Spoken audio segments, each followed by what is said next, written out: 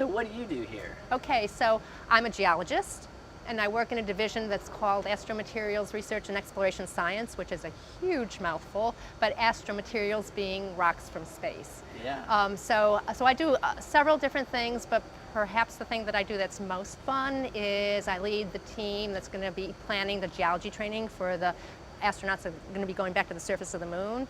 And we're part of a multi-center team of geologists that we bring together science data from the surface of the moon and interpret it and hand it off to the engineers that are designing the hardware and the operations and the architectures so that they can understand what the moon tells them about the systems that they need to build.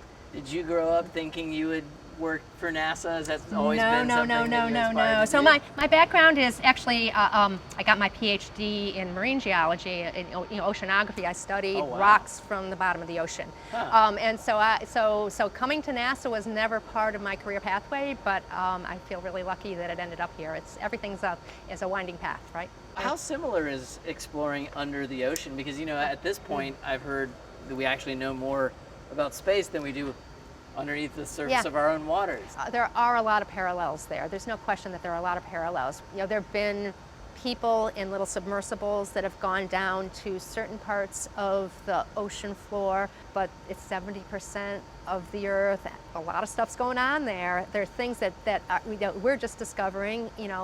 Things that happen at the plate boundaries. New life forms that we never thought existed were discovered in the late 70s when some of these submersibles started going down and trying to understand how all the patterns fit together. There's a lot of details that we still don't know.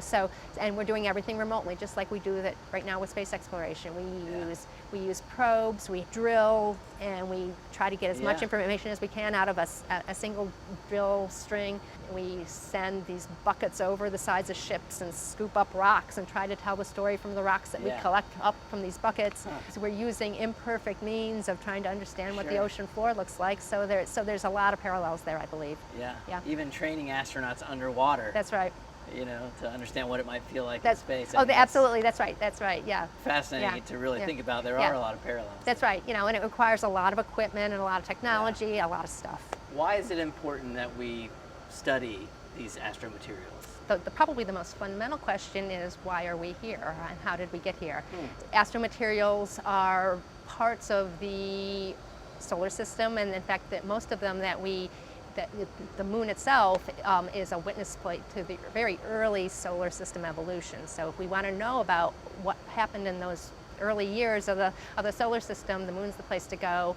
And pieces of rock that come from the moon or come from the asteroid belt also fit into that story. One of the things about moon rocks, if you look at them under the microscope, and geologists have this technique called making thin sections. They'll take a rock and they'll slice it super thin, mount it on a glass microscope plate and put it under the microscope, and the light comes through, and if you use cross-polarized light, you can see it's so thin that the light goes through the rock. So they're beautiful, beautiful, beautiful. But one of the things about the moon rocks is that they've not been weathered. Even if you go to Hawaii, and basalt is pouring out of Kilauea, and if you were to grab that sample, just the fact that it's been a few seconds exposed to the oxygen in the water on Earth, it's already altered.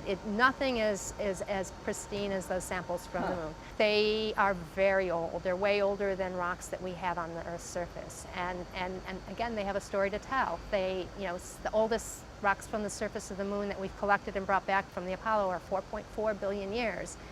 The Earth is 4.5 billion years. And so they've seen it, like I said, they've seen it all. And so your job is to train astronauts and others about these materials, about these rocks, in an effort to help them once they go up there to identify or study, or what's the purpose of that? So we train the crew members in actually sort of basic geology and earth and planetary science, and so how to and we take them out into the field, and so it's more than just looking at rocks, it's actually understanding the whole of the landscape. We give them a crash course, and it happens when astronauts are first hired. We just got a new astronaut class in January. We'll be seeing them later this year, and we have a program just for them, teaching them the fundamentals of geology, taking them out into the field so that they can learn to look, observe, describe, and document. It's like one of our little silly mnemonics that we say is look, observe, describe, and document. just to get them practicing about looking at landscapes, planetary landscapes, even if that landscape's the Earth. So by training the crew members and practicing it on the moon, and we'll be doing the same thing for astronauts, they'll be going to Mars.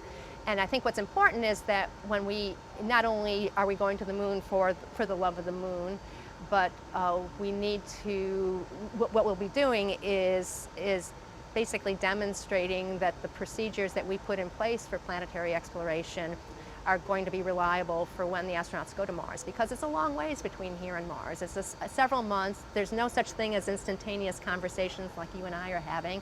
So the astronauts are going to have to operate more or less independently. That means they're going to have to be independent geologists too. So we won't be in mission control looking over their shoulders like we do right now on the space station. They're going to be operating independently, having to make decisions on their own. So every bit of training that we do with crew members for the surface of the moon is applicable for Mars operations as well. And they're going to have to get comfortable with their procedures, their hardware, and their knowledge so that they have the confidence to do what they need to do.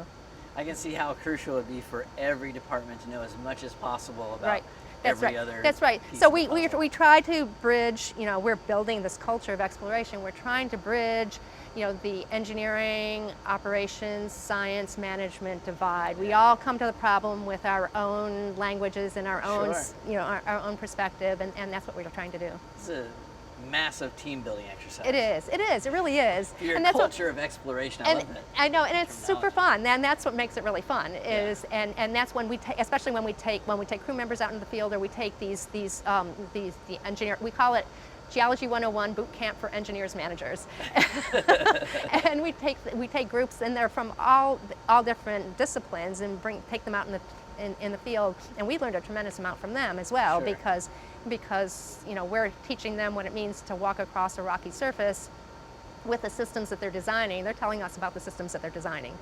So. Yeah, I love what you're talking about, a culture of explorers, and something within us, our species that just feels the need to do this, as soon as we get to the Americas, we got to conquer the West. We got to be frontiersmen and explore. What do you think's inspiring these future generations to want to continue to explore, particularly into space? So, we've only been exploring space for 50 years, right? It's not that long. Yeah. It's like a fraction of an eye blink. And I think today people can see that space is opening up to everybody. It's much easier for a kid to put themselves into that mindset to think, I can do this. And recognizing that, what we're trying to do is figure out how to live on another planetary surface. We're getting closer and closer, I feel like, where technology's kind of catching up with our dreams. Yes. To some extent, right? Oh, I mean, it never will. I know, we'll hopefully always our dream dreams, beyond our technology. Hopefully our dreams will be. But it seems like just within the Yeah. technological revolution, everything has progressed so fast when it comes to certain innovations and things. Yeah. As we're seeing with SpaceX and these other Yeah. private ventures that are coming in to collaborate. Yeah. Seems like that's been a really good thing. Right, and you think about the satellites that we have orbiting the Earth right now, observing the Earth, collecting the data, and we all have access to it on our phones, right? So we know more about the Earth. My kids, when they were in middle school, could understand what the surface of the Earth looked like at a fundamental level in ways that I struggled with as a graduate student. So, yeah. This video is inspired by our PBS series, Reconnecting Roots. Connect with me, Gabe McCauley, and Reconnecting Roots by visiting reconnectingroots.com, where you'll discover music, blogs, behind the scenes, our podcast, and more. Join our email list and never miss a beat.